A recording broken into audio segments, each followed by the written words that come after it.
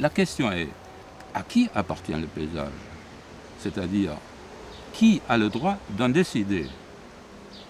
Et c'est ça peut-être la question clé.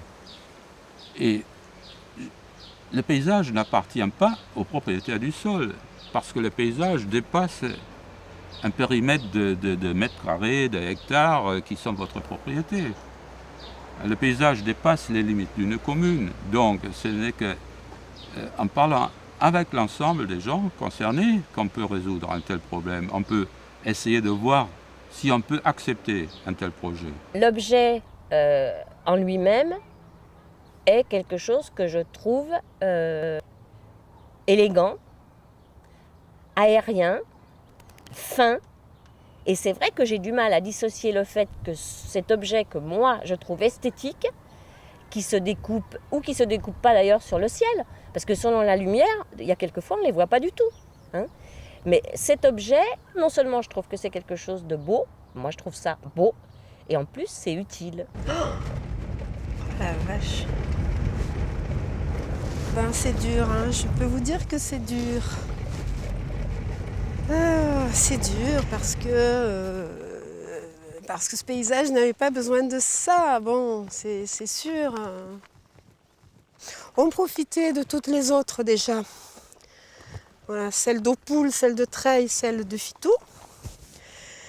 Et il y avait un seul endroit encore où depuis la bergerie, depuis cet endroit, on pouvait voir de la nature sauvage.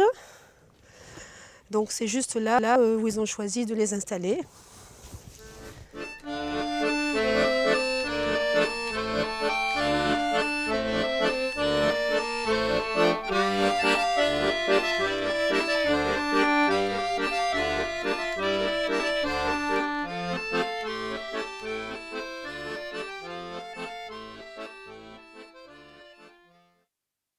Je pense que les paysages, il faut savoir les préserver, mais d'autre part, il faut vivre dans notre monde. L'électricité, tout le monde en consomme. Si on ne veut pas de barrages, si on ne veut pas d'éoliennes, eh bien à ce moment-là, on s'éclaire à la bougie. Comment faisons-nous? Qu'est-ce que tu ressens quand tu les vois comme ça? Je sais pas, ça m'agresse. Je suis triste, je suis énervée maintenant. Ça m'énerve, quoi. Voilà. C'est du gâchis. En plus, je suis sûre que ça sert à rien.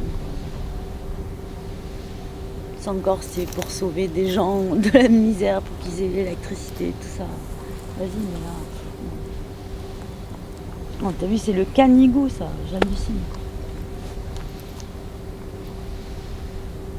Il y en a partout, partout. Et c'est pas fini. C'est pas fini.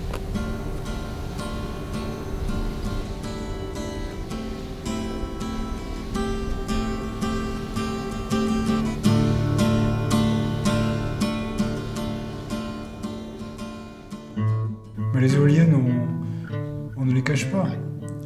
Vu leur ampleur, vu leur hauteur, elles seront dans le paysage. Donc il faut travailler au maximum sur leur intégration dans ce paysage et sur le fait que les gens vont les trouver belles et vont trouver ce nouveau paysage agréable.